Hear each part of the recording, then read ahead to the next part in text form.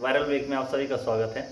मैं विवेक कुमार। आज जितने भी सीएससी वैली भाई हैं और जो भी एईपीएस संचालक है यानी जो एईपीएस यूज़ करते हैं उनके लिए बहुत ही इंपॉर्टेंट वीडियो बना रहा हूँ। एक्चुअली इस वीडियो को बनाने का मेरा मेन मकसद ये है कि बहुत सारे एईपीएस यूज़र ऐसे हैं जो कि कैश विड्रॉल का काम करते हैं या फिर डीजीपे में ही सीएससी में जो डीजीपे चलाते हैं वो कैश विड्रॉ का काम करते हैं। बट प्रॉब्लम क्या हो जाता है कि उनको पता नहीं होता है कि कैश विड्रॉ करने से भी उनका कोई चार्जेस कट सकता है और वो चार्जेस होता है टीडीएस का। कल मुझे अपने एक वीडियो पे एक मैसेज आया एक बंदे का।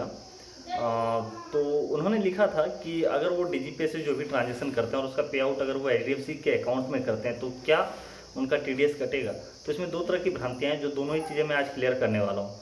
पहली चीज़, अगर आप ऑनलाइन ट्रांजेक्शन कर रहे हैं तो ऑनलाइन ट्रांजेक्शन में आप कितने का भी ट्रांजेक्शन कर लीजिए, कोई टीडीएस आपका नहीं कटने वाला है। बट वहीं अगर आप कैश विड्रॉ यानी कि एटीएम के थ्रू कैश विड्रॉ करते हैं या फिर आप चेक के थ्रू कैश विड्रॉ कर रहे हैं अपने अकाउंट से, तो फिर आपका चार्जेस कटेगा और वो चार्जेस बहुत ज़्यादा ह्यूज चार्जेस होता है। इनफैक्ट अगर आपका 20 लाख के अबव जाता है और आप आईटीआर फाइल नहीं करते हैं तो वो चार्जेस आपको बहुत डैमेज कर सकता है।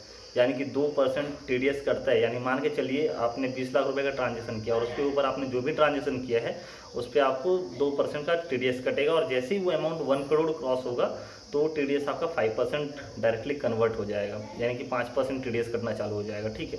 और जो डीजी पे चलाते हैं या जो भी एईपीएस चलाते हैं, पे नियर बाई फोन जो भी चीज़ चलाते हैं, तो 1 करोड़ और 20 लाख 30 लाख रुपए क्रॉस करना कोई बड़ी चीज़ नहीं होती। अगर आपका सेंटर अच्छा चल रहा है तो आप विद इन 1 मंथ 2 मंथ के अंदर 20 लाख रुपए का जो लिमिट है वो क्रॉस कर लेंगे और उसके बाद आपका चार्जेस कटना चालू हो जाएगा। तो मैं आपको आज जो बताने वाला हूँ दो चीज़ें। एक तो सीएससी की तरफ से गुड न्यूज़ है क्योंकि सीएससी ने डायरेक्टली ऑफर किया है कि अगर आपके आसपास इंडसइंड बैंक है, ठीक है, क्योंकि आपको अगर नहीं पता तो मैं बता देना चाहता हूँ, डीजीपे जो है वो इंडसइंड का ही है।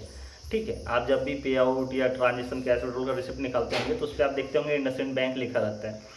तो अगर आपके आसपास आपके घर के लोकेशन के आसपास 10 किलोमीटर 15 किलोमीटर या 20 किलोमीटर के रेडियस में इंडसइंड बैंक है तो वहाँ पे आप अकाउंट खुलवा सकते हैं। अकाउंट खुलवाने के बाद आप सीएससी को मेल करेंगे।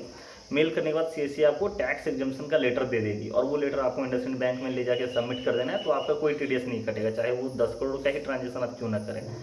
बट वहीं पे अगर आपका इंडसइंड बैंक का अकाउंट नहीं है, मान के चलिए आपके पास करंट अकाउंट है चाहे सेविंग अकाउंट है और आप ट्रांजेक्शन किए जा रहे हैं आप आईटीआर भी फाइल नहीं कर रहे हैं, तो ये फिर आपको महंगा पड़ जाएगा। फिर मतलब आपको जितना प्रॉफिट नहीं होगा उससे ज़्यादा आपको नुकसान होने वाला है। तो इस चीज़ से बचने के लिए दो ऑप्शन है। पहला ऑप्शन ये है कि या तो आप अपने जो भी ब्रांच से ट्रांजेक्शन कर रहे हैं ब्रांच मैनेजर से जाके मिलिए, उनको बोलिए कि सर कि मैं क्या टैक्स एग्जम्पशन लेटर अगर दूंगा तो क्या मेरा टैक्स डिडक्शन जो टीडीएस कटेगा वो रुक सकता है। तो वो आपको सजेस्ट करेंगे क्या करना है नहीं करना है। दूसरा एक उपाय है आईटीआर।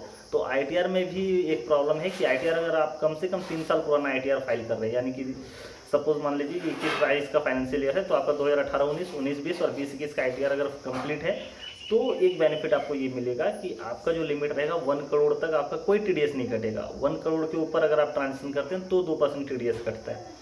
ठीक है। तो 1 करोड़ का ट्रांजेक्शन फिर भी एक ये है। और एक चीज़ और, 1 करोड़ का जो आप ट्रांजेक्शन कर सकते हैं एक अकाउंट से, अगर आप सेम दूसरे अकाउंट से 1 करोड़ करेंगे तो कोई प्रॉब्लम नहीं, यानी कि आप 2-3 अकाउंट रख सकते हैं जिससे आप 1-1 करोड़ का ट्रांजेक्शन कर सकते हो तो कोई प्रॉब्लम नहीं होने वाली है और ना ही कोई टीडीएस कटेगा। लेकिन शर्त ये है कि आपका आईटीआर 3 साल तक का होना चाहिए और वो 3 साल का आईटीआर आपका बैंक में जमा होना चाहिए और बैंक उसे अपने डेटाबेस में एंट्री कर ले।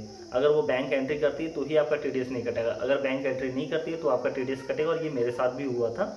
बाद में मैंने अपना आईटीआर सबमिट किया ब्रांच में और ब्रांच मैनेजर से मैंने अपडेट करवाया था तो उसके बाद मेरा टीडीएस कटना बंद हो गया था। तो ये नॉर्मल चीज़ें हैं जो आपको फॉलो करनी होंगी और डीजीपे यूज़र्स के लिए बहुत इंपॉर्टेंट है ये।